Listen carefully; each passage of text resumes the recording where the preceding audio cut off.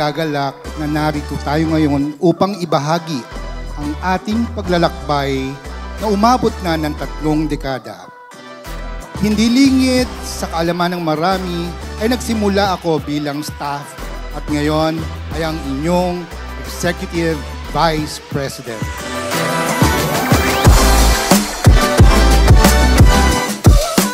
Kaya naman, hayaan ninyo akong dalhin kayo 30 years ago sa napakakulay at napakasayang kasaysayan ng Trimex Colleges na itinatag ng isang pamilya na may malalim na pangarap para sa edukasyon at pag-unlad ng ating mga kabataan.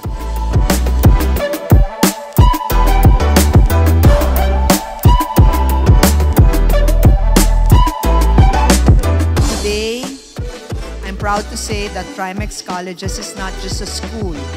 It's a community that cultivates skills, fosters innovation, and makes a difference in the lives of many.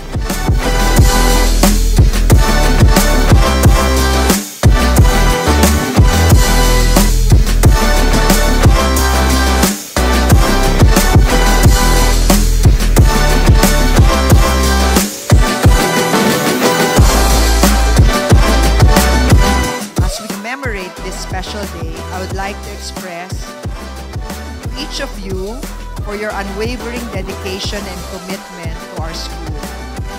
Your hard work has been instrumental in shaping the institution. Actually, lahat kayo, hindi lang kami. Kaya tayo. That's why we're here now. It's really all of you.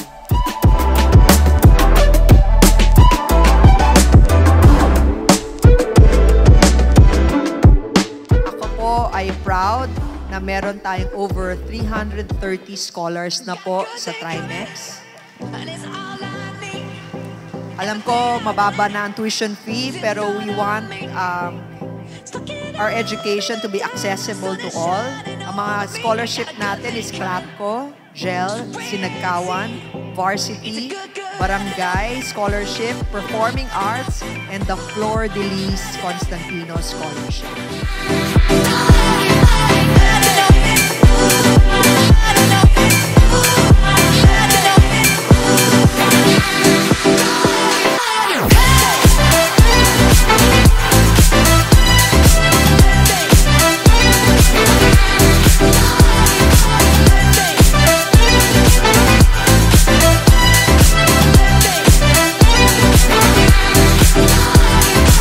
Ang kwento natin ay nagsimula noong 1994 sa ilalim ng pangalang Datamex Computer School.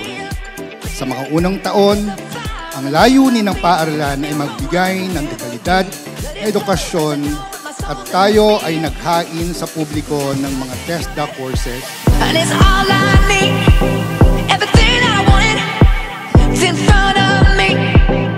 Stuck it up in a dark, sun is shining over me. I got a good thing coming, so wait and see. It's a good.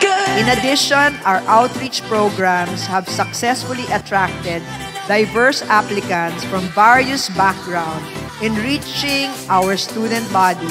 Alam mo, may problema na tayo sa parking because may mga estudyante na tayo, may mga sasakyan. Hindi lang teachers. Kaya diverse na po ang Trimex. From rich and poor, we're all together.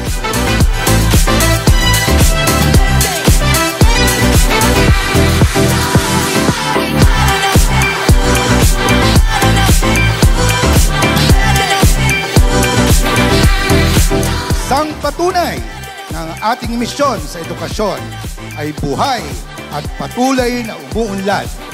Ang Trimex Colleges ay hindi lamang paaralan. Tayo ay isang buong pamilya at ang ating kwento ay patuloy pang isisiwalat o isusulat ng bagong henerasyon habang sama-sama tayong umaangat tungo sa mas maliwanag na kinabukasan. Good, good thing.